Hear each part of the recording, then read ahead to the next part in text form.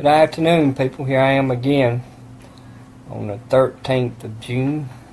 I say the 13th, I know it real good because yesterday was my birthday. Happy birthday to me. I come on here again tonight on stage 4. I call it this thing with the kids and everything.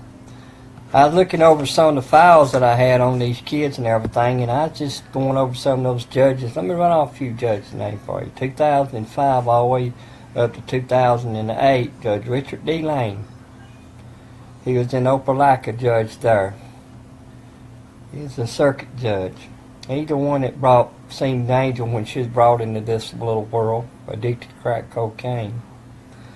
He is the one that seen Angel's mother and also Angel's grandmother appear before him on being behind on child support in 2006 and got busted out again for drugs. Both of them did. Neither one of them was cleaned up. They went right back to the same thing. Then from 2005 all the way up to 2008, I see that Lane was still in the process of everything that was going on. After that, great Judge Bellany up here in Phoenix City, Alabama, they moved up here. Now you got to remember, if these judges look back on these things that was happening to these kids in history, personally, I think Lane should have put a stop to it when Angel came in this world the way she did. But he didn't. Through that, Justin was born. And through that, there's been 3 more other kids born on top of it. So altogether, we got a sum of 5 kids. 5 kids brought up in this world here that, they went through these judges, one right after another, Bellany and Zach Collins, the one I'm seeing now, the one that held me for contempt a couple of times because, one, he didn't like the way I looked at him. And another because he didn't like me telling him he needs to hold part of the responsibility of these kids, which they're good about making these decisions for them, but they're not too good about taking on the responsibility for them. People, just good as I did, it's ridiculous. From all the way from 2005, here it is 2017. That's a long time with judges and everybody else where they just put them off for 3 more months and put them off for 3 more months, and the process of it, lawyers after lawyers after lawyers. And you got to remember throughout this whole thing, these lawyers are furnished by the state of Alabama, which means the taxpayers are paying for them, if I'm not wrong. If I'm wrong, please correct me on it. This last time, though, I figured, well, if I borrow the money, get up enough money, maybe things will change by paying this lawyer that I've had throughout the years, but it didn't do no good. It wouldn't matter if I had Perry Mason go in front of these judges. Once their mind is set on something, they ain't going to change. For they act like they're gods or something.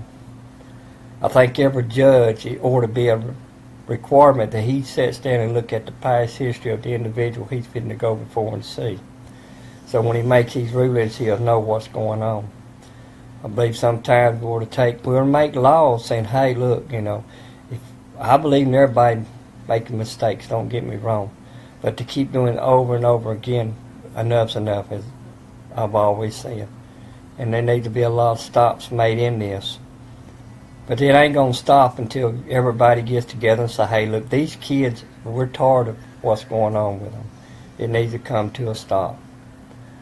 Me and Madison got together and wrote typed up some letters, sent them off to some congressmen of Alabama, went one to the governor of Alabama. And we'll make up some more and send them to all the news media around here, and also the newspaper too. And I hope they all hit the spot when I mail them to them. They'll get them. If possible, I'm going to deliver a lot of them personally, hand them the envelope with everything in it, so they can look at what I've got. But let me say this much. This is not really just concerning these kids I've got here. It's concerning all the kids out there. That's what people need to focus on. It's not these 5 here, but there's more than just these 5. There's a bunch more. A whole bunch more. And for some reason, we just seem to turn our back on them and don't want to pay much attention to it no more. We put a blind eye to it because sometimes you think that can't really be going on here in this great country we live in. But it is. And it needs to come to a stop. We sit here and, look at things that's really not that important and make something out of it. and something that's important we won't even think nothing about. People's got a tendency of doing things like that. We always have. But I always remember they ain't going to be a rock I am not going to turn over if I can help it. And I may put a lot of people on the spot. And you say, well, Danny, that ain't right. Well, then again, who's going to take up with these kids? Are you? Who is? These little kids, they can't say nothing to nobody. They don't know what to say. They just have to follow around to wherever people take them and hope nobody's mean to them in the process of it. People's good about calling people. They go in there and make put on the front like it's something great, and then when they get the child by itself, it's a different story. When it comes down to kids like that, we need to put all of our responsibilities in on watching these kids and making sure they took care of like they need to be. For God put them here on this earth for a pleasure, not to be abused and treated wrong. You know, if we continue to do so, it's going to come back and going to eat us up. I remember a verse one time God told me about in the Bible, I believe, where a king, you know, had his servants and these people come in there and they killed all the servants. And one servant run to the king and told him. The king said, it's okay, it ain't none of our business. But when they come in there to kill the king hollered out for the servants. There wasn't no servants no more. It was too late. Well, let's don't let it be too late for our kids. Let's come in there and do something about it and help them out and you know, show them that we love them and care for them. I'm going to continue to keep on going. If God sees fit, my health holds out. To do whatever I can, to say whatever I can to help these little kids down the road. People, you may think I'm sitting here telling you a sad, sad story about something that really can't be going on. But I tell you what you do. In your little town, when they have the hearings in the courthouses up there concerning these juveniles and everything, just go up there and sit and watch. They won't let you probably go back there where the judge is at, but you'll get to see all the kids out in the waiting room with older people, with the HR people perhaps, that's bringing them up there and everything else. And while you're at it, look in those kids' eyes, look at their face, look at their hope they had, that they're confused, they don't know what's going on. It's bad when a child can walk into a place like and getting used to it. Nobody should be getting used to going to court. That's the last place where they need to be. Playing in the backyard is something where they really need to be, not up at a courthouse.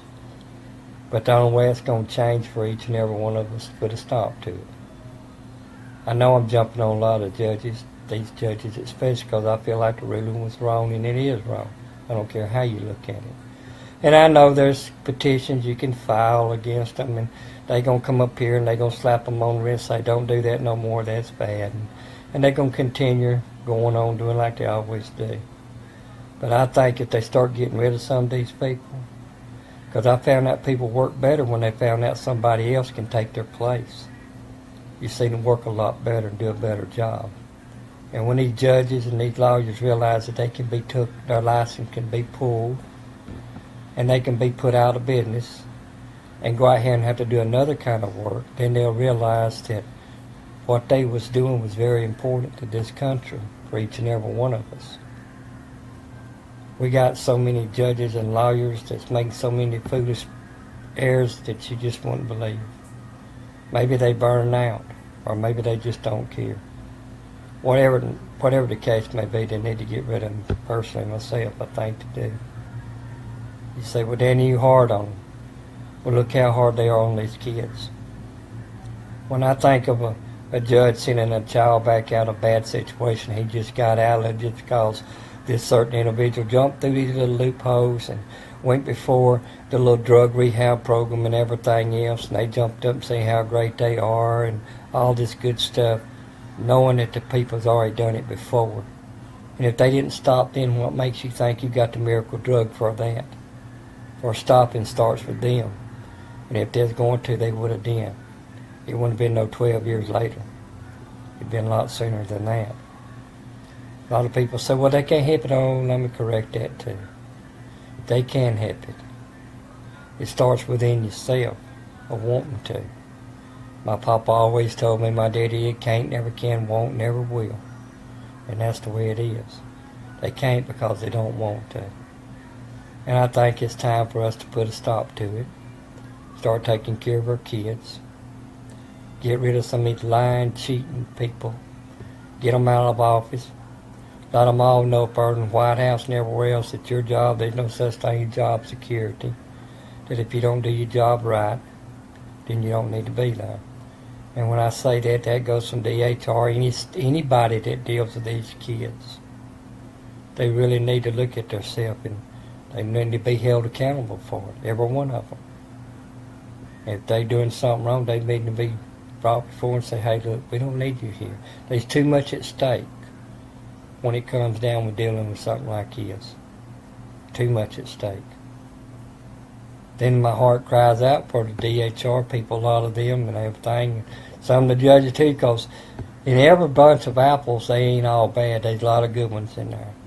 And a lot of good ones see a lot of bad stuff go down, and they're trying their best to do the best they can. Well, I hadn't figured out yet why come they couldn't, or they can't. Well, maybe somebody can let me know why they can't. Because I'm pretty sure there's some cases in there where the judges would like to make a different ruling and just couldn't.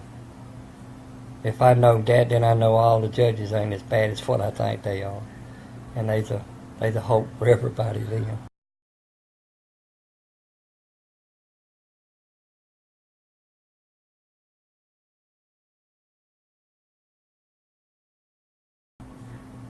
And there's not much else I can say about the matter. I'm going to get back with you as soon as I find out results on these congressmen and the governor and some of these news people.